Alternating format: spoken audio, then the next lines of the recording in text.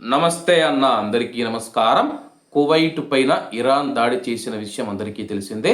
స్థానిక మీడియా తెలిపిన వివరాల ప్రకారం కువైటు సాయుధ దళాలకు చెందిన 3 సభ్యులు గాయపడినట్లు రక్షణ మంత్రిత్వ శాఖ ప్రకటించింది.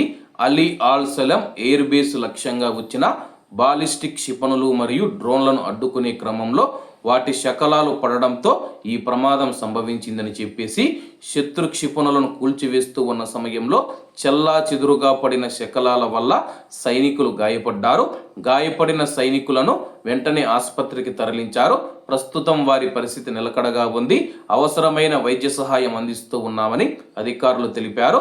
అలాగే దేశ గగనతనాల్ని రక్షించడంలో సైన్యం అప్రమత్తంగా ఉందని, ఎలాంటి ముప్పునైనా ఎదుర్కోవడానికి సిద్ధంగా ఉన్నామని చెప్పి మంత్రిత్వ శాఖ స్పష్టం చేసింది.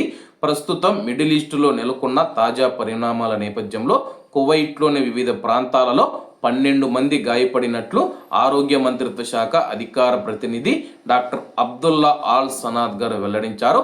గాయపడిన వారందరినీ వేరువేరు ఆసుపత్రులకు తరలించి చికిత్స అందిస్తూ ఉన్నాము. ప్రస్తుతం అందరి పరిస్థితి నిలకడగా ఉందని ఆయన స్పష్టం చేశారు. ఇక్కడ అత్యధికంగా పర్వానియా ఆసుపత్రిలో 9 మంది చికిత్స పొందుతూ ఉన్నారు. వీరిలో ఒకరి పరిస్థితి విషమంగా ఉండడంతో ఐసీయూలో ఉంచి నిశ్చితంగా పర్యవేక్షిస్తూ ఉన్నారు.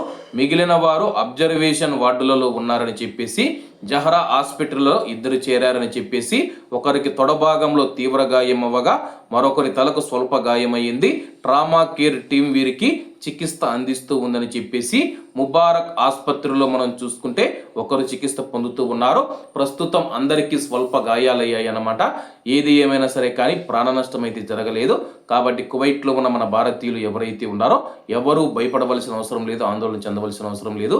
ఎందుకంటే కానీ 24 గంటలు మనం చూసుకుంటే కానీ కువైట్ సైన్యం కువైట్ను కంటికి రెప్పలా కాపాడుతూ వాళ్ళ యొక్క ప్రాణాలను కూడా తృణప్రాయంగా భావించి పని అయితే చేస్తూ ఉన్నారు. కాబట్టి అందరూ బాగుండాలి, అందులో మనం ఉండాలి. అందరికీ నమస్తే అన్న, జై హింద్.